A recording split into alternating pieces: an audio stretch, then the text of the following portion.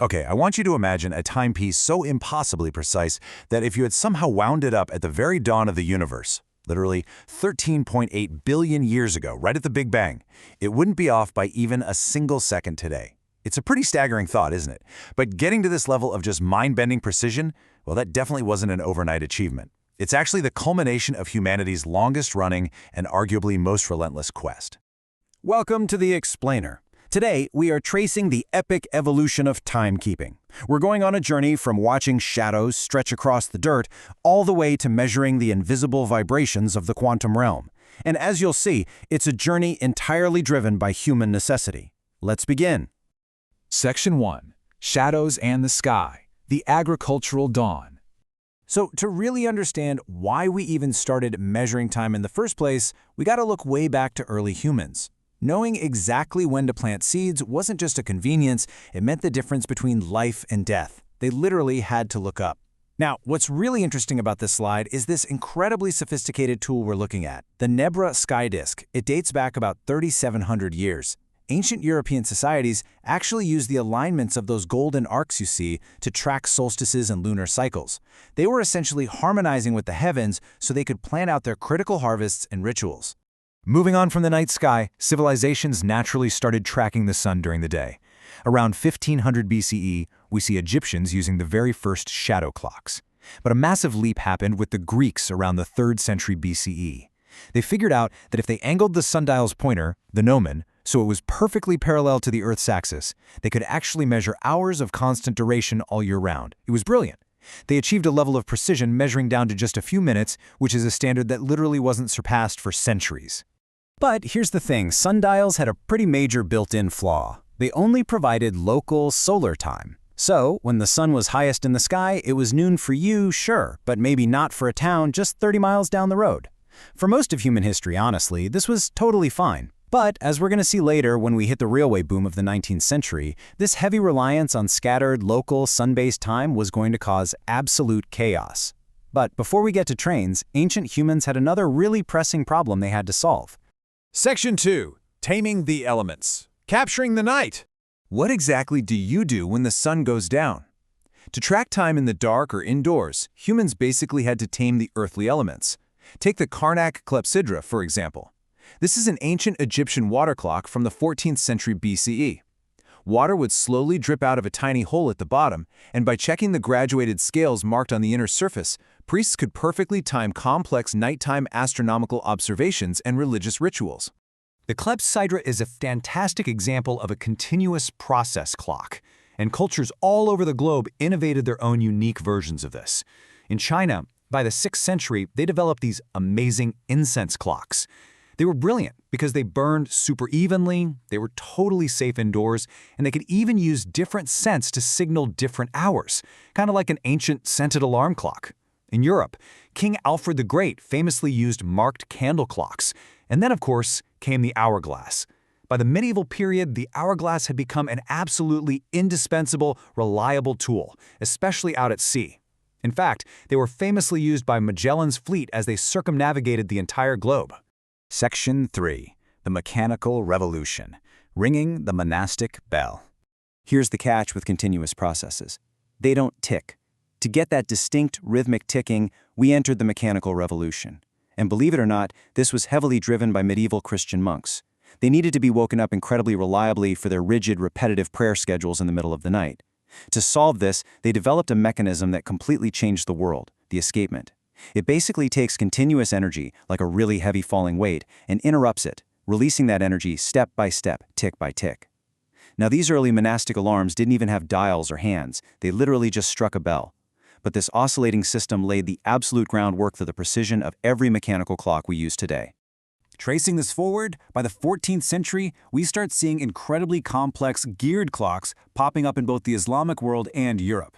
Then, in 1656, Christian Huygens takes Galileo's observations and creates the pendulum clock, which was just a massive leap in accuracy. But hey, remember that big problem with local solar time we talked about? Well, by the mid-19th century, railway expansion in Britain was booming, and trains were literally crashing into each other because every single town's clock showed a slightly different time based on their local sun. It was a disaster. To stop the devastating carnage, they implemented railway time in 1847, basically forcing everyone to synchronize to Greenwich Mean Time. For the first time ever, time was standardized. Section 4. Conquering the Oceans, the Longitude Crisis. So, while time on land was finally getting sorted out, time at sea was still very much a matter of life and death. Without a highly accurate clock, you simply couldn't calculate your longitude. And after a horrific navigational error in 1707 caused 4 British warships to wreck off the Scilly Isles, drowning 2,000 sailors, the government panicked and offered a massive fortune for a solution. Enter John Harrison. He was a self-taught, working-class carpenter who just decided he was going to take on the brightest scientific minds of his day. His radical goal? Build a portable clock that kept time to within 3 seconds a day while getting violently tossed around on the open ocean. Let's move to this and see how this builds. Because Harrison spent decades absolutely obsessed with this problem. He built his first bulky sea clock back in 1735, and then spent 20 agonizing years refining these really complex but ultimately flawed prototypes.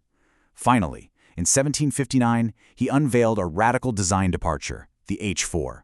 It was essentially a large watch that ticked 5 times a second just to resist the ship's motion. And guess what? On a 1761 trial all the way to Jamaica, the H4 proved to be astoundingly accurate.